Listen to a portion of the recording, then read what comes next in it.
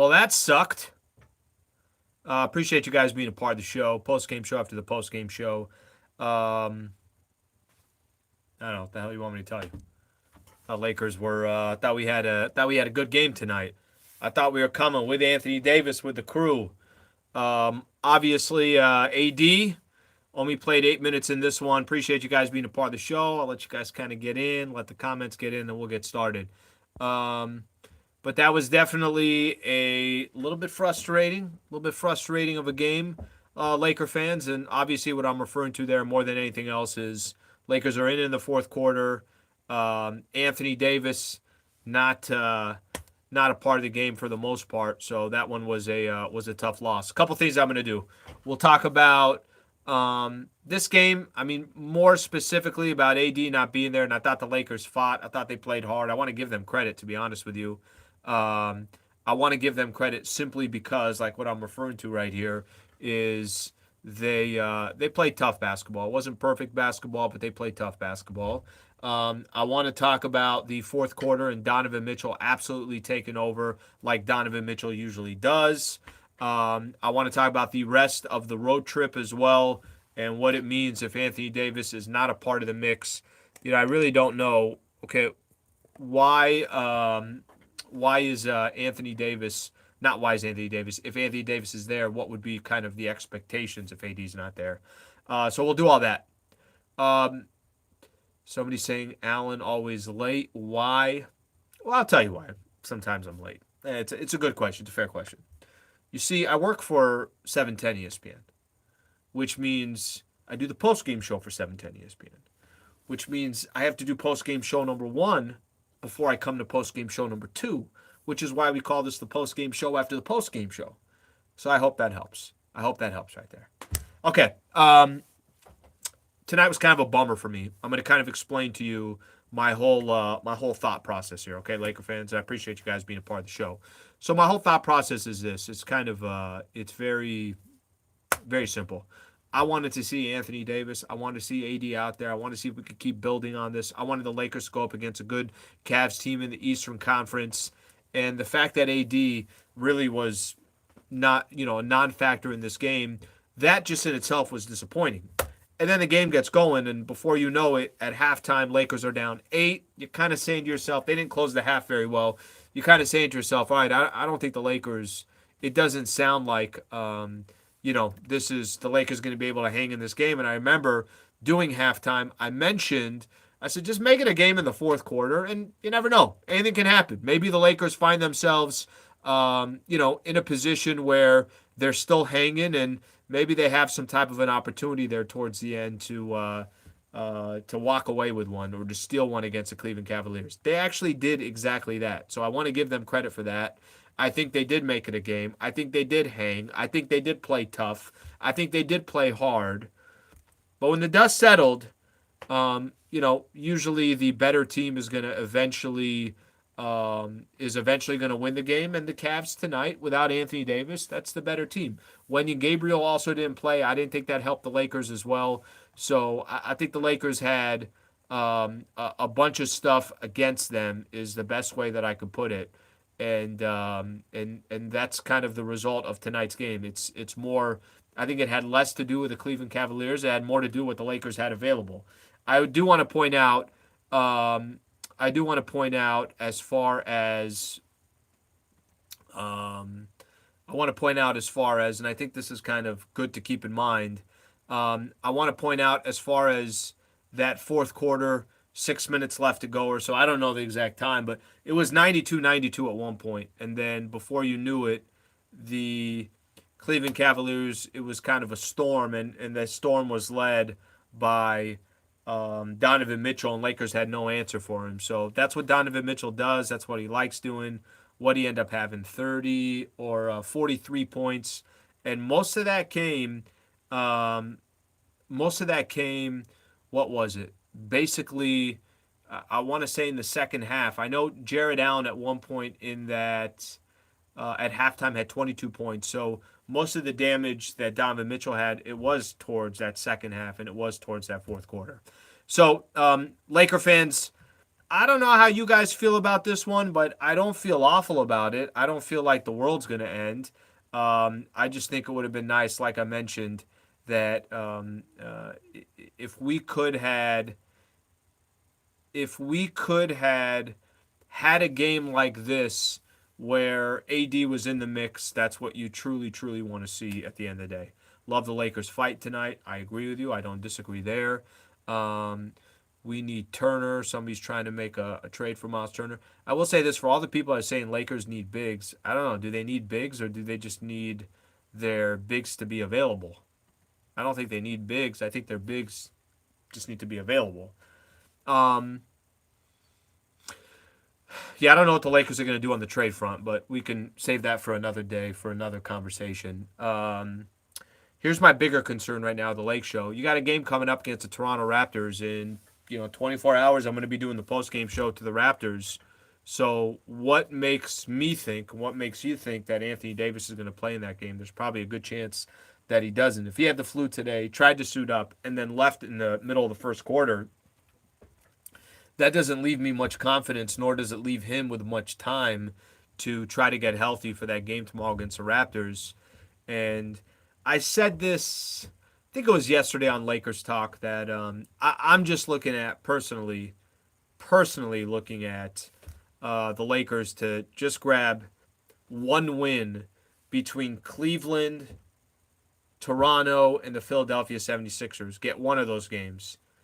The problem is if you end up putting yourself in a position tomorrow where, or in a position today where they didn't have Anthony Davis and they don't have AD tomorrow, now you're kind of basically leaning towards, can you go get a win on Friday night in Philly to try to get that third win of the road trip and then, obviously close it out against the Pistons for hopefully a 4-2 road trip.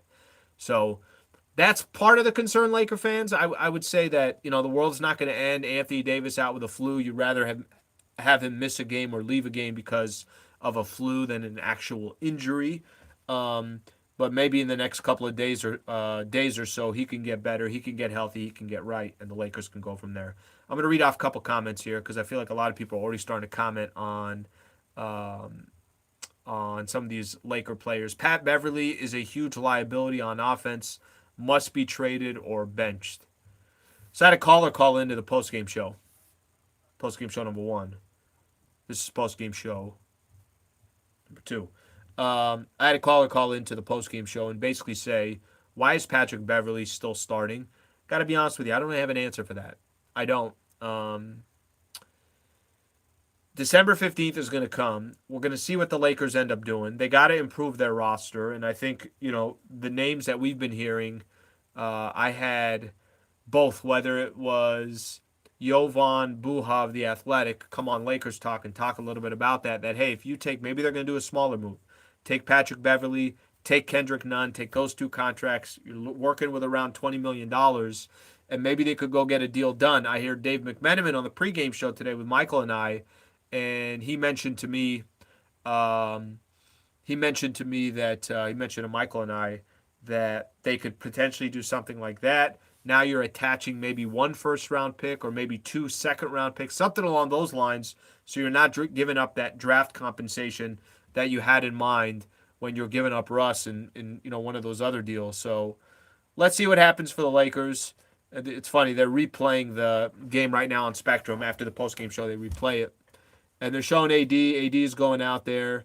And, I had no idea that guy wasn't feeling good. So now that he wasn't feeling good, I almost kind of want to watch him play just specifically for that. But that's part of the game, and that's what happened. Okay, what other comments you have, Lake fans? You got some stuff you guys want me to answer? Let me know. Appreciate you guys being a part of the show, by the way. Dennis and Russ to the rescue is not reassuring. Yeah, Nunn ain't doing it either, guys. He's just not. I don't know if you guys remember in the preseason, I was like, watch out for Kendrick Nunn. He's a baller. He goes and gets buckets and this and that. That dude does not look confident out there. Doesn't look like a guy that you can obviously rely on. So he hasn't been much for the Lakers as well. If they do go make a trade, I think they're going to go get like one of those 3-and-D guys. That's what they'll try and do. I think I saw from it was a podcast that Zach Lowe and Dave McMenamin did. The 3 names that they mentioned was actually want to find that tweet here. Um, yeah, I don't think I'm going to get that tweet in time. I don't think I'll find it. Anyways, one of the guys was PJ Washington, who's out of Charlotte. Um, Bogdanovich was another one of those players. And then who's the other player? Oh, Kuzma. Kyle Kuzma was another name that they talked about. So we'll see if the Lakers make any moves. Getting a little closer to that. All right, let's see what we got here. Definitely winnable game tonight if we had Anthony Davis. Oh, I couldn't agree more. 100%. Listen, when AD's playing the way he's been playing, it's it's beyond winnable any game that you play. So if you're going on the road and you're beating the Milwaukee Bucks when all those players are playing well and they have a good game, that gives you a tremendous amount of confidence. Kuz would be a good addition, actually. You know, it's funny. I don't know how you guys feel, Laker fans, but I feel like I'm over that Kyle Kuzma. You know, we did it. It was kind of there while it lasted. You got the best of it, and if Kyle Kuzma, I think it's good that he's somewhere else and he's contributing, and it's not in LA and it's a smaller market and the lights are not all that big. Um, I don't think I need to see round two with Kyle Kuzma. And here's the funny thing: it has nothing to do with Kuz. I think Kuz is a nice player. I like that he's averaging 20 points where he is, but I don't mind seeing somebody else that is a little bit more of a just somebody who gets an opportunity for the first time to play the Lakers, and maybe the vibe's a little different. Maybe it's somebody a little bit older, whatever the case is. Alan, have you had a change of mind that AD can carry this team now without LBJ? Well, first, I think they need each other. LBJ, the way he's been playing, I think they need each other. I think Anthony Davis has yet to show that he can carry the Lakers on his own. That's number one. And you can't have 10 games be your sample size. That's number one. And the second thing that I would say to that is I'm actually, there's a curiosity in me how Braun takes the whole, hey, I'm not the best player on the team anymore. It's Anthony Davis. That to me, I actually find more fascinating. I find it more fascinating for Anthony Davis. I find it more fascinating for LeBron to be the one. I want to watch LeBron adjust because he's never had to do that in his career. He's been the best player for his entire life wherever the heck he's played. LeBron and AD playing great has hidden the holes the Lakers team has. We need shooting, a wing, and a center. Yeah, you could get shooting and a wing in the same spot. And then as far as the center, I don't know if I agree with that. I mean, I get it. There's Miles Turner, there's some of these other players, but AD's playing the five anyways. Um, I understand that, if you can go get a Miles Turner or a Jakob Portal or something along those lines, I understand why people want that, but I'm also not against AD playing the five. We go as AD goes if he's hurt or out. So are the Lakers, no question about that. Thomas Bryant been playing great. Yeah, he is. Thomas Bryant has kind of a unique role, or he's got a unique skill set. He's not the most polished, kind of slow on his feet on the defensive side, but um,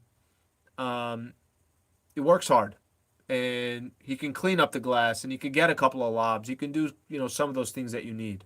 Somebody saying miss Gabriel tonight? No question about it. No question about it. I said it in the pregame. I said I know it doesn't sound like a big name, but not having Wenyan is. I like Wenyan. He brings a certain toughness to the Lakers. He brings a little.